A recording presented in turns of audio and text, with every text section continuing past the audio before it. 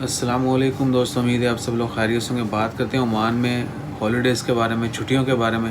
ایک تو بتا دوں کہ اسلامک ایئر جو ہے سٹارٹ ہونے جا رہا ہے انشاءاللہ 19 یا 20 اگست کو یکم محرم ہوگا اور نیا اسلامی سال شروع ہوگا۔ 20 اگست کو جو ہے جمعرات ہے اور اس دن چھٹی ہوگی۔ اگر 20 کو یکم محرم ہوگا تو 20، 21، 22 یعنی 3 چھٹیاں ہو جائیں گی، لانگ ویکینڈ ہوگا۔ لیکن وی شوڈ ناٹ ایکسائٹیڈ، ہمیں زیادہ پرجوش ہونے کی ضرورت نہیں ہے۔ آلریڈی پچھلے 5-6 مہینے ہو چکے ہیں لاک ڈاؤن اور لوگ گھر بیٹھے ہوئے ہیں، میجورٹی جو ہے وہ گھروں میں بیٹھی ہے اور بہت مشکلات کا شکار ہے۔ لیکن انشاءاللہ نئے اسلامی سال کا ہم آغاز جو ہے وہ بابرکت طریقے سے کریں گے۔ دعائیں کریں، اللہ تعالیٰ کے حضور دعا مانگیں کہ اس سال جو ہے سب کی پریشانیاں دور ہوں، ہر کوئی خوشحال ہو، خوشگوار ہو۔ عمان میں بھی باقی چھٹیاں کتنی رہتی ہیں؟ ایک تو 20 اگست یکم محرم کی ہوگی، اس کے بعد نبی اکرم صلی اللہ علیہ وسلم کی برتھ ڈے کے مناسبت سے چھٹی ہوتی ہے اور وہ ہوگی ایکسپیکٹڈ ہے 29 اکتوبر انشاءاللہ۔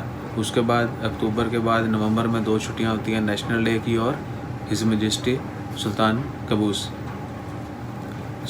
ان کی برتھ ڈے اور نیشنل ڈے 18 نومبر کو ہوتا ہے، 19 نومبر کو ہز میجسٹی سلطان قابوس جو ہے ان کی برتھ ڈے ہوتی ہے۔ موسٹلی کیا ہوتا ہے کہ نومبر 18-19 کو نہیں چھٹی دیتے، اینڈ پہ یا اکتوبر کے سٹارٹ میں جو ہے وہ ایک ویک کی اس طرح چھٹی ملتی ہے۔ انشاءاللہ خیر۔ اس کے علاوہ نئے اسلامی کسی مناسبت میں نے سوچا اسلامک منتھ جو ہیں وہ بھی یاد کر لیے جائیں اور آپ لوگوں سے بھی شیئر کر دیا جائیں۔ یکم محرم جو ہے وہ اسلامی کیلنڈر کا پہلا منتھ ہے، اس کے بعد صفر ہے دوسرا، ربیع الاول تیسرا ہے، ربیع الثانی چوتھا ہے، جمادی الاول جو ہے 5واں ہے اور جمادی الثانی 6واں ہے، رجب 7واں ہے، 8واں شعبان، 9واں رمضان ہے اور 10واں جو ہے شوال کا مہینہ ہے، 11واں ذوالقعدہ اور 12واں ذوالحج۔